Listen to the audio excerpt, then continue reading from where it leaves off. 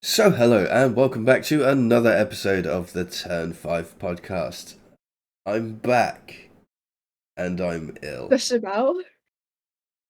Um, I was ready to record last week, but everyone was like, oh no, we're not doing that. So, That was just Nia and Chris. Yeah. Alright. Me and the Slammer as well. Okay, everyone except me and Ben. So podcast. Yeah. We took the executive decision to just postpone it, and now Chris is working, so it's just us three. I'm also slightly ill, but on the tail end of it. I'm at the forefront and bearing the brunt of it. I had this cold for like 2 weeks already. It's not fun. I don't have time for that. Have fun. I've been in work with it as well. Yeah, I worked with it as well. I started my new position with this, and everyone kept asking me, "Are you all right?" I'm like, "No, but I'm not going ill on my first day." I had my manager say to me, "Oh no, you do look quite pale." When I'm stood next to my coworker who fake tans every Thursday, so of course I'd look fucking pale. Oh yes, you look as white as a sheet of A4 when stood next to a tangerine. Well, it depends how. Yeah. What scale's the tan? It's not bad. It looks natural. Donald Trump, Essex, the rest. But all the girls who've been on holiday and have tanned come next to me to look better and look more tanned because I'm so pale. Wow. Yay! Iron deficiency. If you have an iron deficiency, you just stand next to me. Right. We have two races and two support series to go over, and a bit of news as well. So let's start with Baku. You guys watched it. I couldn't because I was geo-locked out of my streaming service. I watched it. Nia never watches the race. Ben, for the love of God. Right. So. What the fuck happened? I don't know. I can't remember. I didn't even write down who was on the podium. I just made the points. Piastri won because Leclerc fumbled.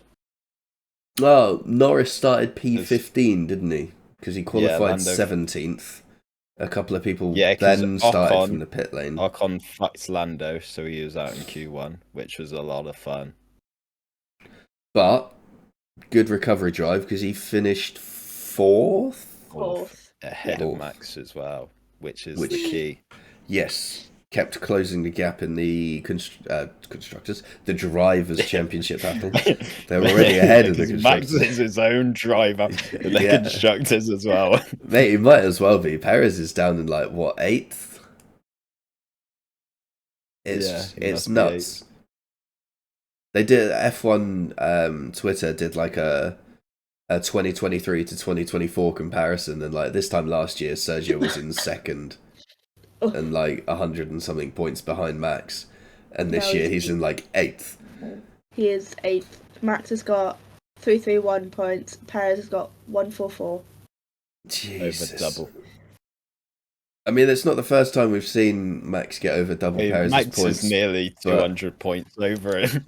But it's the first time that it's like having a detrimental effect on the team's performance. So, yeah. Yeah, so I feel bad for the people start listening to happened. this. Whoa, that's their choice. It's just gonna be us. What the fuck do you think? Who do you think we are? You know, the coughing every now and then. I don't. I was on about how shit this is. I mean, why not both, right? But I was mainly talking about the coughing. It's gonna be so good. I'm gonna it's like being a snooker crowd, isn't it? Anyway, so Piastri won. Another qualifying. Franco Q3 won that. Yes. Okay. Yeah, Franco Colapinto's got off to a good start. He got 8th as well. He's on 4 points total now, I think. Hang on. Yeah. So he has, in my opinion, already proven James Vowles' point of he gives them the best opportunity to score points. Having done so on multiple occasions.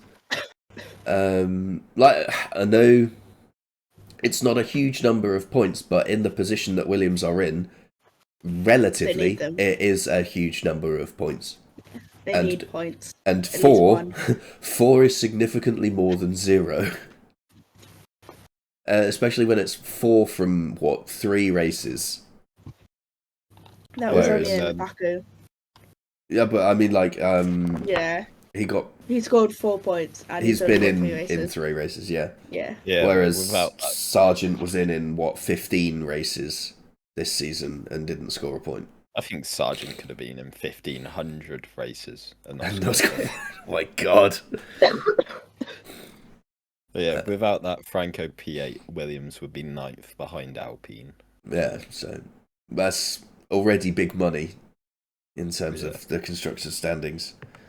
I'm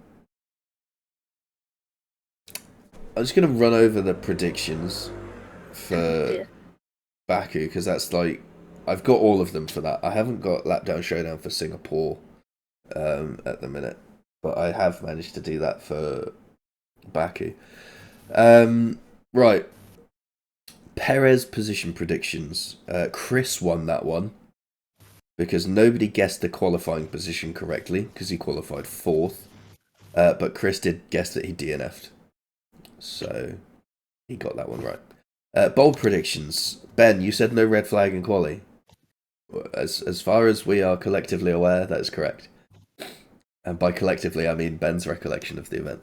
Yeah. If it turns out there is a red flag in qualifying, it was my bias. Yeah, and we will deduct you an additional point for that. I think I should gain points. Wow, okay. Chris said no red flags before quali. Nia, you said there was a red flag in FP1? Yeah. Yeah.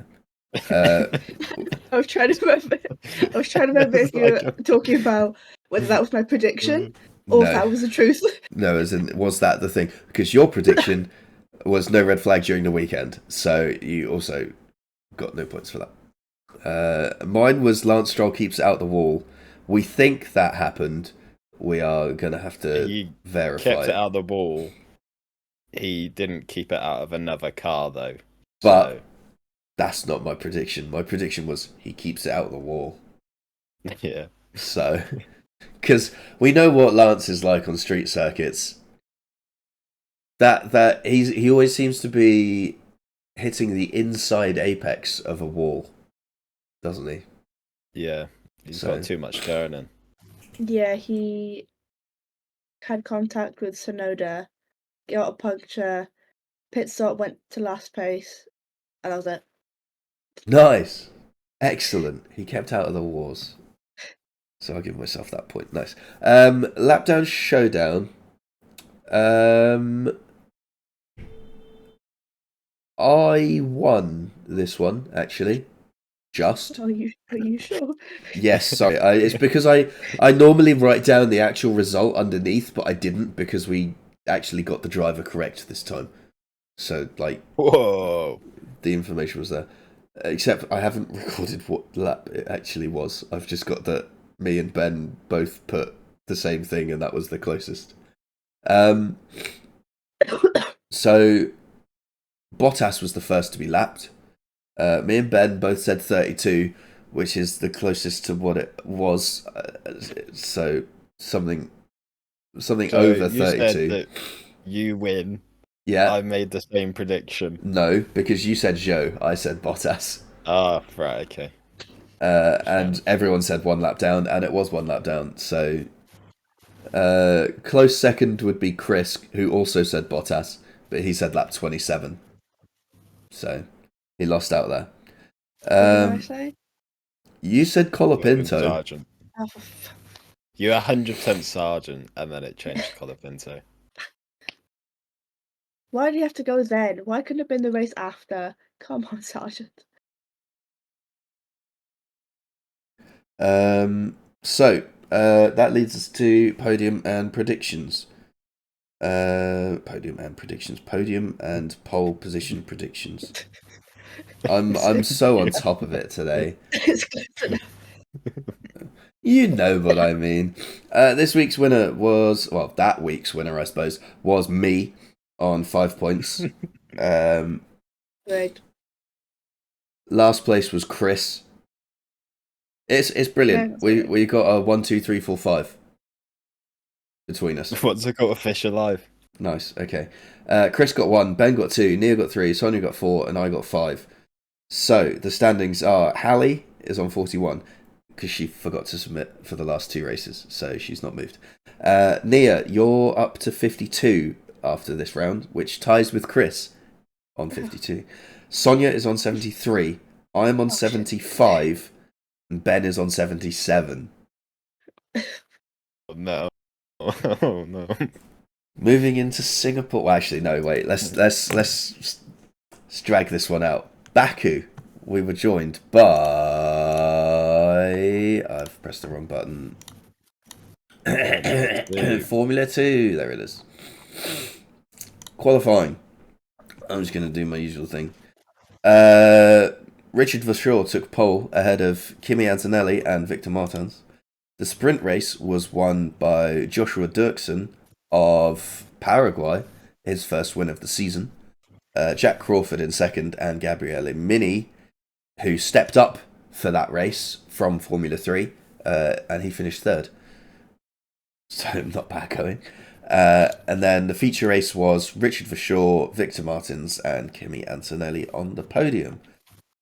In terms of the driver standings, Gabriel Bortoletto leads the way on 169.5 points. Isaac Hajar is in second on 165 points. And Zane Maloney is in third on 135 points. There are 2 rounds left of the Formula 2 Championship. That is Qatar and Abu Dhabi, United Arab Emirates.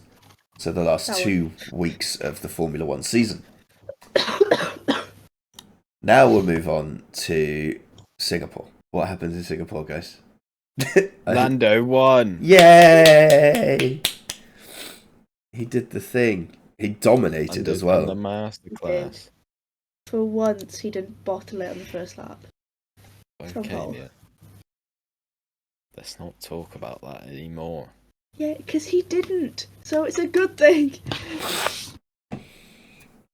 Oh shit, that's a lot. Double McLaren podium. But as I somewhat rightfully predicted, Red Bull had their shit sorted and Max was not in the middle of nowhere.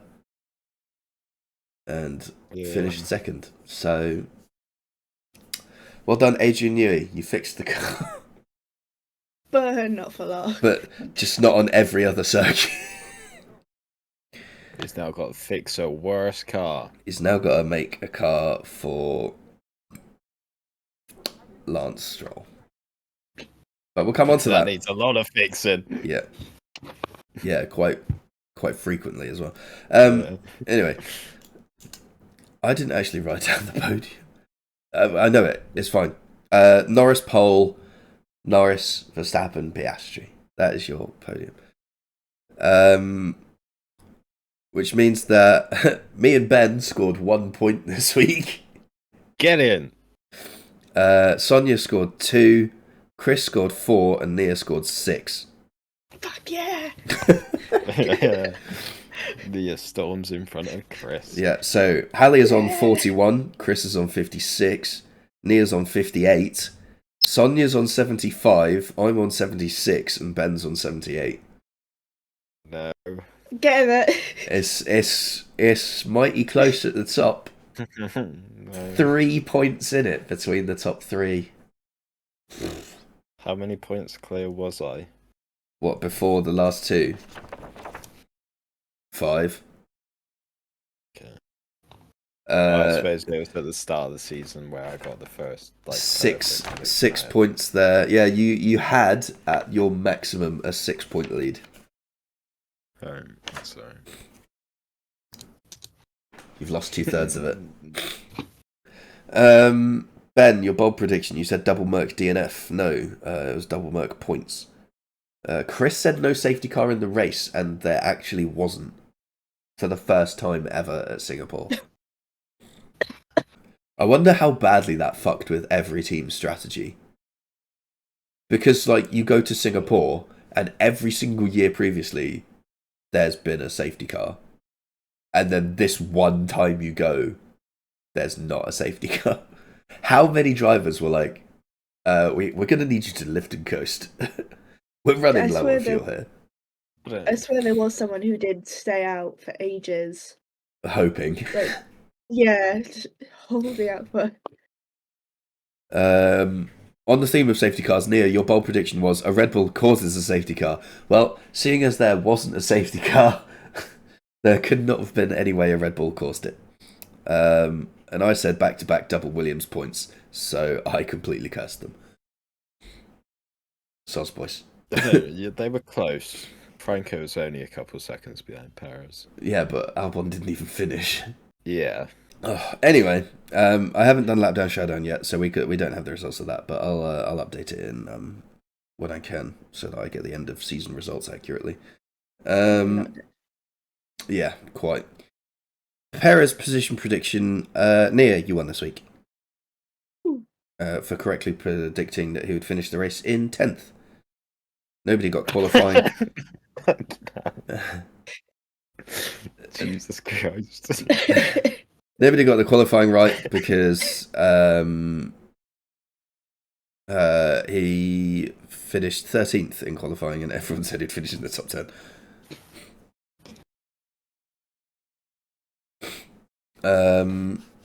Yeah.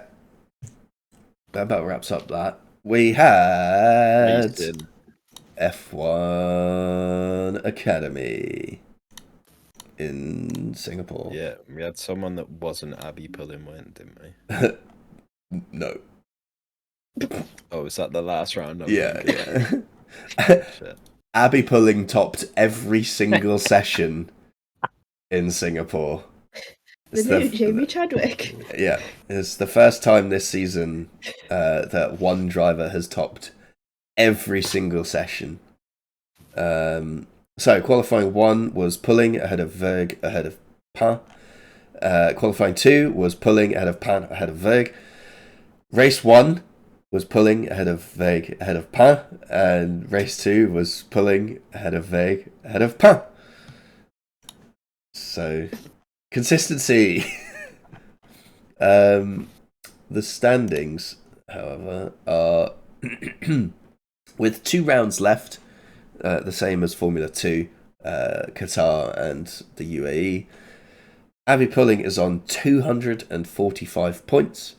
Dorian Pan is on 150, and Maria Vague is on 120. So.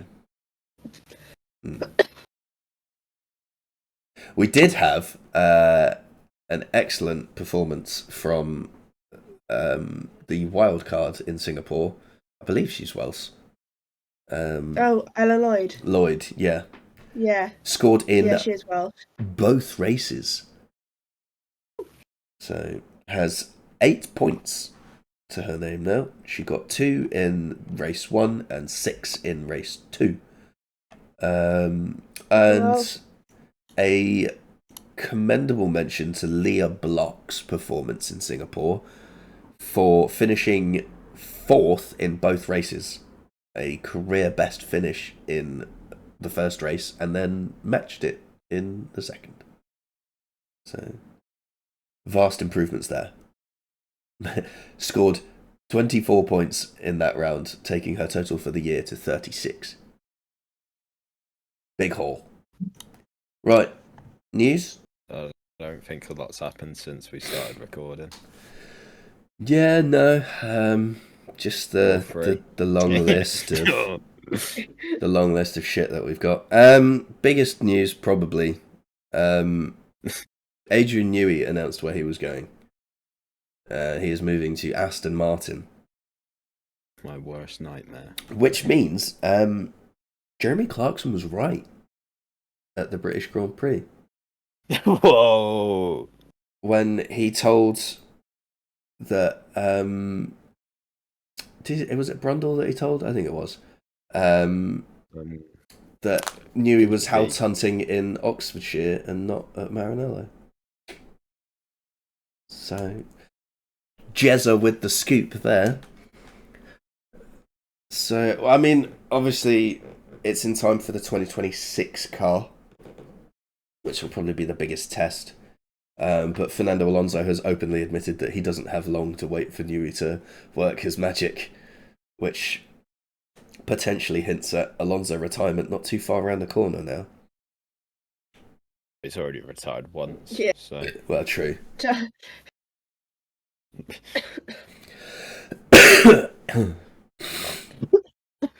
Nice. Everyone's so healthy on this podcast. It's called tennis.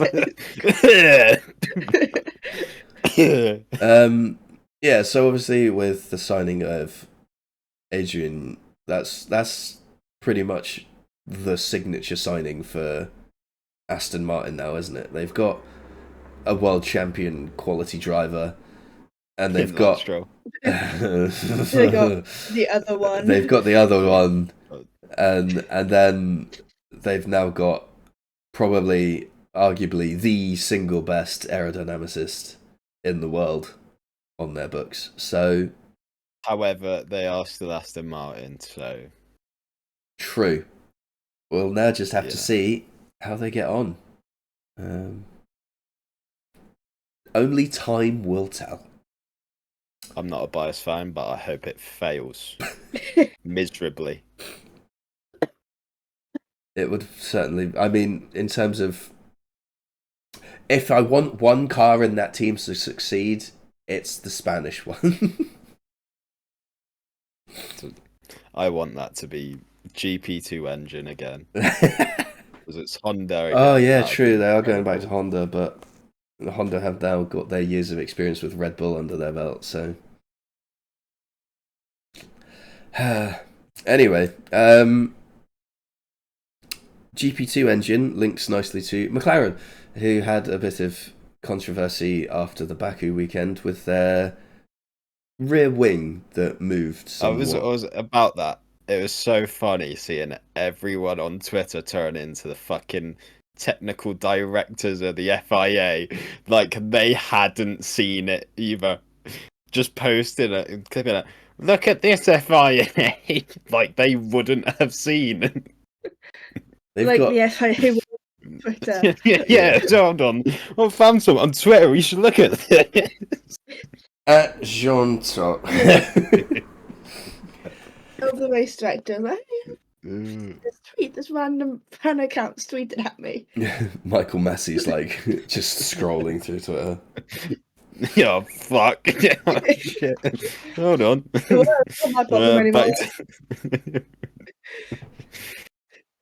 But yeah. So there was. See, the issue is it abided by and it fit with all of the FIA's technical directives.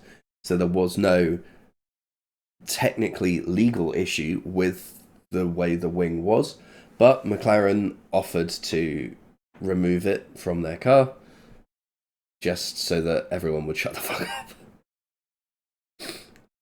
Which, nice. Fair enough. But yeah. So we had a flexi wing and now it's gone. And that's the end of it. Moving on.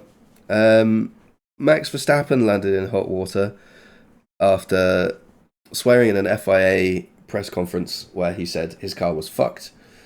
The FIA deemed him needing to do some work of value to the community. Max responded lovingly by providing the briefest answers humanly possible in every FIA press conference since, and then holding his own press conference in the paddock outside, which is the level of petty I aspire to be. Yeah, that's so good. It's also really funny seeing Lando's and Oscar's reaction to Max declining every single question.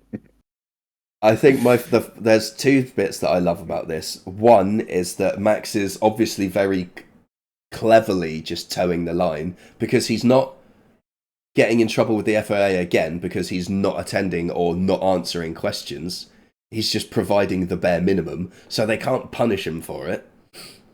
But also, he is answering, so exactly. But also, Oscar's reaction in to I think it was Lando almost going into the wall in the cool down room was, and without using swear words, can you describe how you felt in that moment? Which is absolutely brilliant. So yeah, I mean, it's something that I think the GPDA are looking at because they're like, I mean, they're broadcasting all of the radio messages anyway. Yeah. So what difference does it make if it's in a press conference or not? So, you know, it's not like the press conferences are broadcast live anymore. Or at least not for us. People swear. Yeah. Get the fuck over it. It happens. So, but yeah. So we'll see what comes of that. It's an ongoing situation. I don't see it ending well for the FIA, to be honest. But I don't think it's gone well for them, no matter what. So the driver's like, this is fucked and this bullshit. And everyone else is like, why are they punishing Max for swearing? Is it really that deep? It's just not. In more transfer news, Red Bull strategist, I've forgotten his name, has signed to McLaren. Ben. His name Fill us in. is John Cena. It's Will Courtenay. Okay. Courtenay. I think it is Courtenay, yeah. Is that start of next season or effective immediate? It is.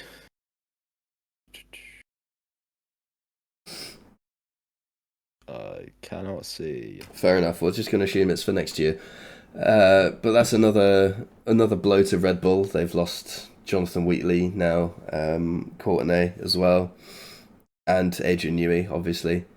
So there's plenty of ships sailing from Red Bull. 2026. So it's not until 2026. Oh, okay, blimey.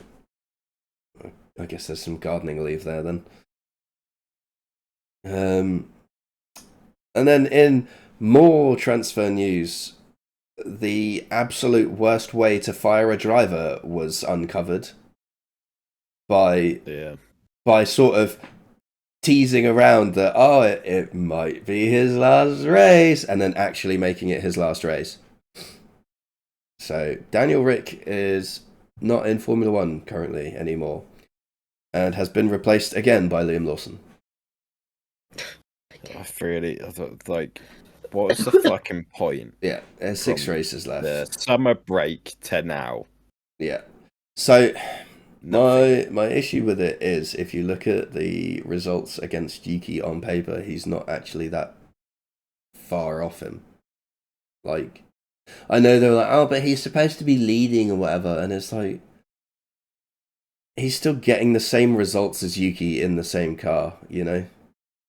So what's the point in changing it now? But then again, we said people would have argued the same thing about the Williams move. Like, is it really worth putting a rookie in the car? But Franco has proven his point. So maybe Liam will come in. Liam has to come in and like batter the crap out of Yuki now in order for this to like make any sense. Yeah. If Liam comes in and does exactly the same thing that Danny's been doing, it's going to be the most pointless endeavour they could have made. And potentially damages Liam's chances of getting into that seat for next year. Because they still haven't announced that seat, have they? Yeah, I'm guessing though. Yeah, well, I mean, you've got Isaac Hadjar second in the F2 Championship at the minute, so there's always an option there, you know? If they decide they want to roll the dice. But True. Next up, we've got Renault more, as Renault have announced that they are discontinuing their F1 engine program for their Alpine team. They will become a customer team for whose engines are they? Mercedes, or have they not announced it yet? They've not announced it yet. I think they were just talking about Mercedes. It's expected to be Mercedes. Oh, okay. So I did it's not- read Mercedes somewhere then. But yeah, no, Renault have decided to throw in the towel. Probably a cost-saving endeavour more than anything. They're the only team using their engines, so... And especially with more engines joining the grid in 26, like with Ford coming in for Red Bull. So we'll have Ford, Honda, Ferrari, Mercedes. We no longer have Audi. Renault. Audi as well, yeah. Are they going to be an engine provider for their own team? I think they are. so, 'cause there was something about Binotto saying Yeah, I their think they engine's are. not going to be that good Oh, God. for 2026. So we've got a lot of engines already, so they're not really going to get any customer teams, so they're not going to earn any money that way. So they've thrown it in and decided to buy a more powerful engine. Fair enough. It's not really been going great for them anyway. And last but not least, the best bit of news. And the thing that's going to absolutely destroy my wallet next year. F1 have announced a partnership with Lego. Yeah, but I had another thing that I just thought of as well. Oh, you bastard. So they were doing a Lando stand at Silverstone, in which I had an email for priority tickets. I did not see said email till after the priority link was done. Oh. So, you know, Womp, I could have been in the womp. London stand, but because I didn't read, because I don't read my emails. Oh dear. Yeah, that's my knobheadery of the year. You can offset that by getting yourself some new F1 Lego for next year. Yeah, but you got to realise, Rich, the brain that goes on up here to build Lego, it's not a good mix. Mate, you just got to follow the pictures. It's fine. Follow the pictures. Yeah. In all I have fairness, a little, sometimes like, they're difficult. do you know the little Too Fast, Too Furious set of the Skyline? Uh-huh. Like 7+ or whatever. Should take like 20 minutes. It took me like 2 hours. I really want to get want you me like to like the fucking McLaren Technic. I really want to get you like the fucking Ultimate Collector's Series Lego Millennium Falcon. And just what, mate, like even quick builders take like 12 hours on that one. I think 12 days. I think the average builder takes 2 days. No, I think you should give him like at least a month. Yeah. That'd make a great bit of content. Well, a continuous live stream. Yeah, just Ben building this Lego. Within about 2 hours, I would be like, I give up with this shit. And then I'll He's not even made it to bag 2. Fucking, yeah. And it slowly derail more and more. But yeah, there's no real details about what this new Lego theme will curtail, because at the minute the F1 products have been linked with either under the Speed Champions banner or Lego Technic. This announcement seems to suggest that F1 will become its own theme in the same vein of like Lego City, Lego Harry Potter. The range will include Lego Duplo sets for preschool children. That's what Ben needs. We'll get him a Duplo one. But I mean, there's already been we see it with like the Star Wars sets and the Jurassic World sets that there's like a 4+ that's simpler one. 4+ and Ben. Yeah. But there will be And then more. he's have a mental age on the side as well. Yeah, there'll be more announcements apparently in there's a countdown on the website in 44 days, 10 hours, 14 minutes from now. So I can't be asked to do the conversion to find out what that is when the podcast goes live, but like a month and a couple of weeks. So we'll find out more then. 20th Around of the November. end of the season. 20th of November, damn. It's a Wednesday. That's so far away. So for once, it's not Tuesday news. Wait, 20th of November, when's the season finale? Like December. Hang on. 10th of summer. 8th. 8th yeah, of okay. December. 20th of November is right before the Vegas weekend. So that's what it is then. They put it on the little sphere. Oh my god, They Lego. got F1. They'll turn the sphere into a giant Lego man's helmet. Yeah. You heard it here first. Right, I think that about wraps us up this week, doesn't it? Excellent, thanks for that input, guys. What do you want us to say? Yes! No, actually. Some kind of affirmation that you also think that we're done. Celtic got battered by Dortmund in the Champions League. That Cheers, was Chris. so Woohoo. banterous. Because my phone went off every time that there was a goal. And it went off like 3 times on the drive to... Yeah. Fuck it now. The first 10 minutes. What?